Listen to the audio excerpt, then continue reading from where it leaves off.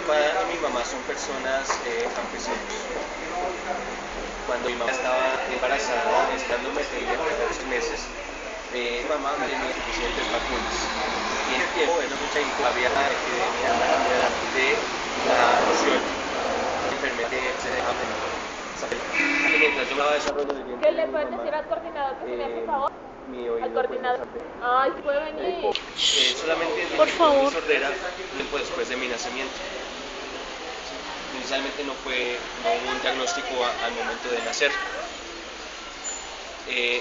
Después de algunos meses, como 8 meses de edad, fue cuando el médico, cuando inicialmente mi mamá se dio cuenta que yo no reaccionaba anterior, el médico me hizo entonces una audiometría pediátrica y así fue que se dieron cuenta de que soy una persona sorda por un...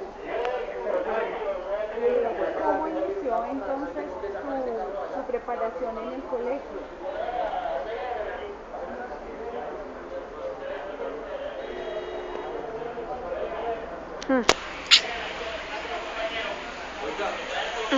En mi campo no hay colegios en donde puedan asistir personas sordas, así que mis padres estaban pensando qué se podía hacer.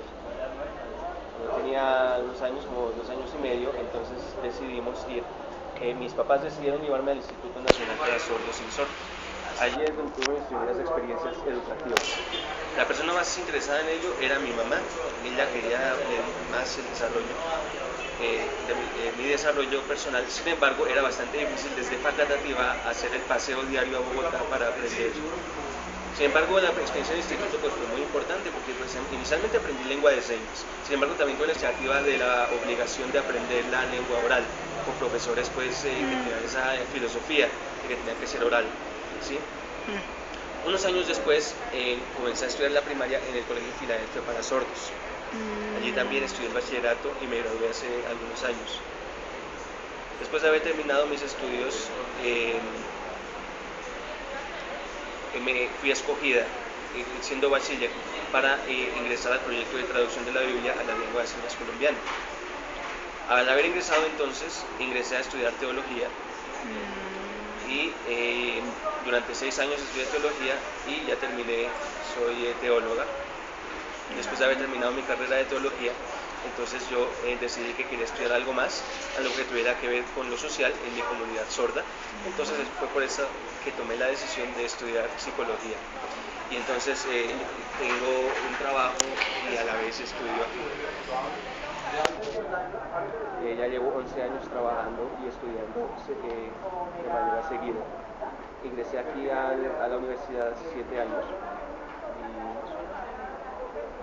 Vamos a profundizar un poquito en cómo fue su relación inicial en la familia con su papá, con sus hermanos, con su mamita y con la comunidad que la rodeaba, en el barrio.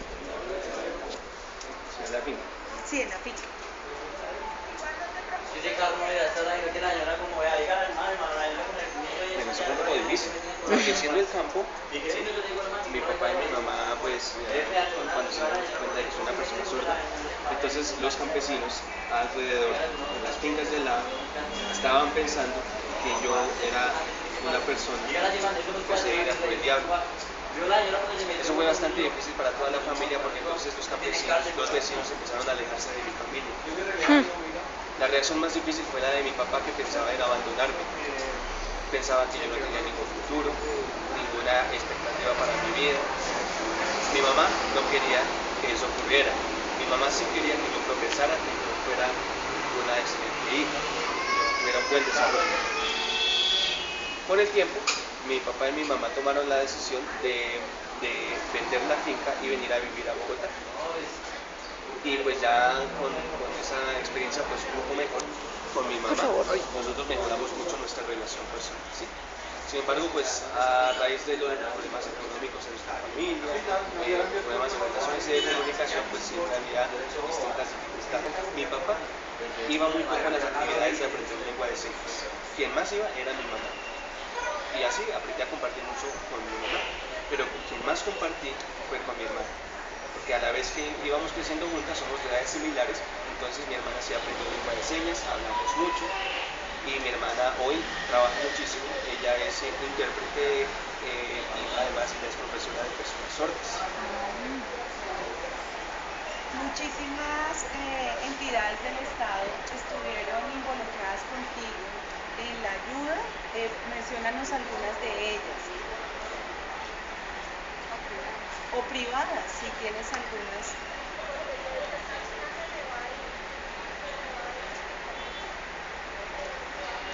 Muy bien.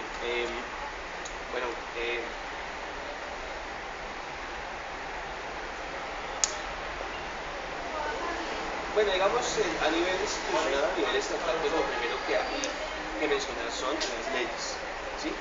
Entonces hay legislación para reconocer a las personas sordas, para reconocer la lengua de señas como una lengua de nuestro país, ¿sí?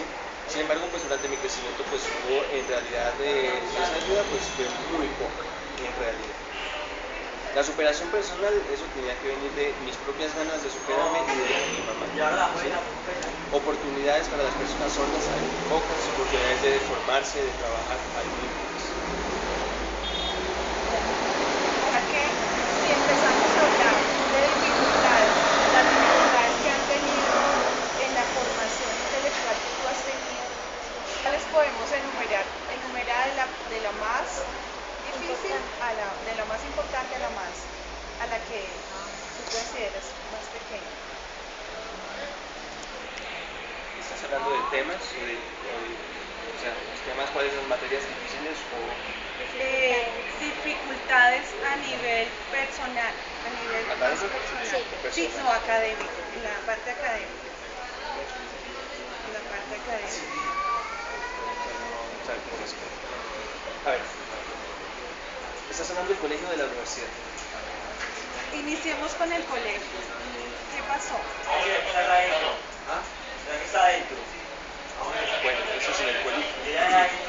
Dificultades en el colegio, en primer lugar, la obligación de leer español, ¿sí? Un idioma que no es nuestra lengua nativa. En segundo lugar, los profesores que no sabían lengua de señas. Peor, los profesores que enseñan español. Los profesores que enseñan español no saben lengua de señas, ¿sí? En nuestro colegio hubo mucho cambio de profesores. Se despedían profesores porque no tenían buena interacción con nosotros. Sobre todo los profesores de español tenían que cambiarlos porque no sabían enseñar español a personas sordas, ¿sí? No había una metodología adecuada para enseñar español a la persona sorda. Es por eso que mi nivel de español es regular, ¿sí? Y cuando yo ingresé aquí a la universidad, pues en esa universidad me exigen un nivel de español que pues es muy superior al que yo tengo, ¿sí? Esa fue una gran dificultad. Bueno, las otras dificultades, pues, no, artes, matemáticas, las demás materias, todo excelente, excelente español.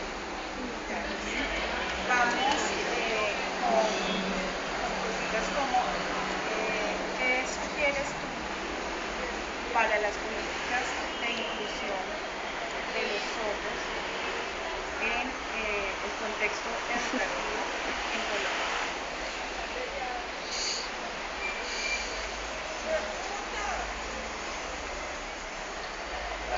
Bueno, pues miren, les cuento que anteriormente el INSOR le hizo una propuesta al gobierno, ¿sí? Sin tener en cuenta a los sordos, sin tener en cuenta a los sordos, ¿sí? El INSOR es una institución política y es una institución de oyentes. El INSOR le hizo esta propuesta al gobierno de que era obligatorio que hubiera inclusión educativa para todas las personas sordas. Sin embargo, la sola inclusión educativa, como una política así, como una obligación, causaba mucha confusión entre los sordos. Anteriormente, en 1998, fue cuando comenzaron a implementarse las políticas de inclusión, ¿sí?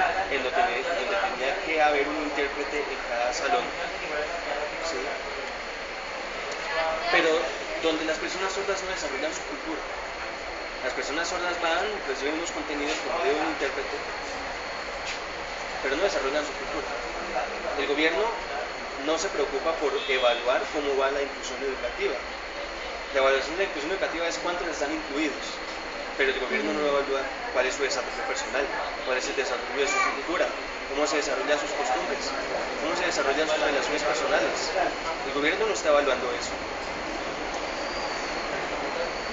En primer lugar, una persona para desarrollarse socialmente necesita fundamentos en lo personal. La construcción personal de una persona sorda se está perdiendo en las aulas de inclusión educativa. Eso yo estoy viendo que es una gran dificultad que tiene y que el gobierno no está teniendo en cuenta. ¿Tú has tenido, por tu conocimiento de filosofía, o de filosofía es, o bueno, de la otra carrera, de teología, de la otra carrera que hiciste, tienes acceso a las políticas internacionales? ¿Qué consideras que las políticas nacionales deben adoptar de esas políticas internacionales?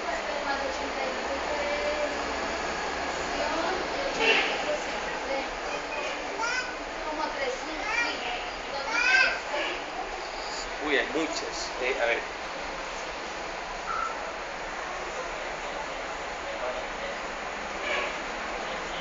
Bueno, las que faltan. A nivel internacional, también en los países se ha implementado en distintos grados, ¿sí? Ahora, la ONU tiene una carta pues muy importante de derechos de las personas en condiciones de discapacidad, ¿sí? Pero algunos países lo han implementado muy bien, con mucho respeto. El que mejor lo ha hecho es Suecia. Perdón, sí, Suecia es el país que mejor ha implementado las políticas internacionales, por ejemplo, de educación de personas sordas, de oportunidades de trabajo para personas sordas, de proyectos de vida para personas sordas. Suecia es el mejor país en el mundo que lo ha implementado, ¿sí?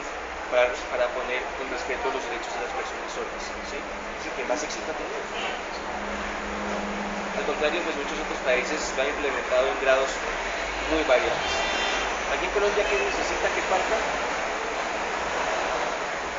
Falta que el gobierno se interese, por ejemplo, en el derecho que tiene la información, el derecho que tienen las personas sordas a la comunicación, el derecho que tienen las personas sordas a las relaciones interpersonales incluso en su familia. En muchos pueblos en nuestro país no hay ninguna información para personas sordas, no hay ninguna información para las familias con personas sordas. Información sobre la inclusión educativa no la hay. Hoy el gobierno está cerrando muchas instituciones educativas privadas que trabajaban anteriormente por las personas con discapacidades. Entonces el gobierno, con el curso de inclusión educativa, le está quitando oportunidades a las personas sordas. Imagínense, por ejemplo, que hay una universidad en el Reino Unido, la Universidad de Bristol, muy famosa, que tenía un gran instituto que se llama el Instituto de Estudios Sordos. Ese era el instituto más famoso en toda Europa. Había doctorados, maestrías para personas sordas y era muy famoso a nivel mundial. Ese instituto fue cerrado por el gobierno del Reino Unido. Fue cerrado por la universidad con recortes de presupuestos. Así que los sordos hemos perdido una oportunidad más para tener educación superior. Aquí en Colombia, las personas sordas tenemos la oportunidad de pronto de estudiar el bachillerato y tal vez una carrera, pero una maestría o un doctorado eso no es posible porque el gobierno no está dando esas oportunidades de educación. Así que, digamos, el gobierno no los está apoyando, ¿sí? Entonces, ¿cómo vamos a tener un proyecto de vida razonable? ¿Sí? El gobierno no paga intérpretes, el gobierno no le interesa el tema y los sordos tenemos el derecho a la educación superior igual que los demás. Y mirando cómo habla el profesor, nosotros no aprendemos. Eso es una política discriminatoria contra las personas sordas. Esa es la realidad. Hace falta muchísimo de las políticas internacionales, pero hace falta implementar muchísimo en Colombia, empezando por el respeto.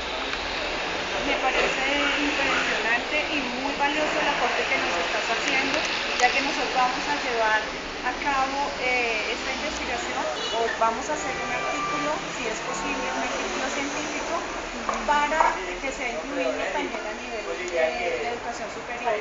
Si esto puede aportar de alguna manera como un granito de arena a que se muevan algunas fibras en la educación superior, nos parecería genial que tú tuvieras mucha más participación.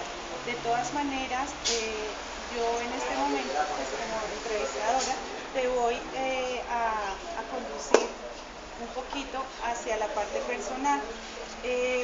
Tú tienes, o sea, vamos de nuevo a lo personal, queremos saber qué aptitudes qué fortalezas y qué cosas, qué habilidades, ¿Aptitudes o aptitudes?